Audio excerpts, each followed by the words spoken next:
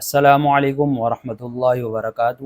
آج کا ہمارا سبق سورۃ الاخلاص کے بارے میں ہے۔ اس میں سورۃ الاخلاص کا ترجمہ کریں گے اور اس کے جو فضائل ہیں وہ آپ کے سامنے ذکر کریں گے۔ حضرت ابی بن کعب رضی اللہ تعالیٰ عنہ سے روایت ہے کہ مشرکین نے حضور صلی اللہ علیہ وسلم سے سوال کیا کہ آپ اپنے رب کا نسب بیان کر دیجئے، تو اس پر سورۃ الاخلاص نازل ہوئی۔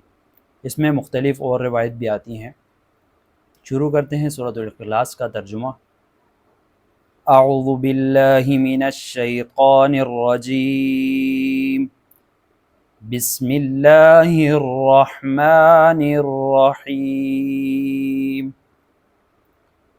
قل هو اللہ احد۔ یہاں حضور صلی اللہ علیہ وسلم سے مخاطب ہیں کہ آپ کہہ دیجئے، آپ فرما دیجئے کہ اللہ رب العزت ایک ہے، تنہا ہے۔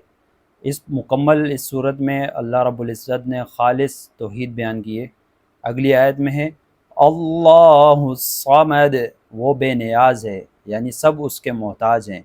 لم یلد ولم یولد، نہ اس کی کوئی اولاد ہے اور نہ یہ کسی کی اولاد ہے۔ یہ جو ہے یہاں سے علماء کا قول ہے کہ یہ ان کو جواب ہوا کہ جو مشرکین حضور صلی اللہ علیہ وسلم سے سوال کرتے تھے کہ اپنے رب کا نسب بیان کر دیجئے۔ وَلَمْ يَكُنْ لَهُ كُفُوًا أَحَدٌ، اور نہ کوئی اس کے برابر کا ہے۔ اس کے فضائل میں مختلف روایت آتی ہیں۔ مسلم شریف کی روایت ہے، حضرت ابو ہریرہ رضی اللہ تعالیٰ عنہ سے روایت ہے کہ رسول اللہ صلی اللہ علیہ وسلم نے فرمایا کہ میں آپ کو تنہا قرآن پڑھ کے نہ سناؤں، تو اس کے بعد آپ نے سورۃ الاخلاص مکمل پڑھ کے سنائی۔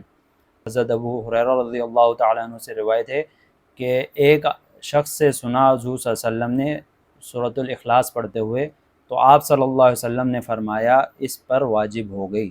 تو ہم نے سوال کیا کہ کیا چیز واجب ہو گئی، تو آپ صلی اللہ علیہ وسلم نے فرمایا اس پہ جنت واجب ہو گئی۔ یہ ہوئی سورۃ الاخلاص کے فضائل۔ اس میں ایک فضائل یہ بھی آتے ہیں کہ جو شخص سورۃ الاخلاص کو 3 مرتبہ پڑھے تو اس کو مکمل قرآن مجید پڑھنے کے برابر ثواب ملتا ہے۔ امید کرتے ہیں آج کا سبق آپ کو سمجھ آیا ہوگا۔ دعاؤں میں ہمیشہ ہمیں یاد رکھیں۔ انشاءاللہ ملتے ہیں کسی دوسرے سبق میں، تب تک کے لیے فی امان اللہ۔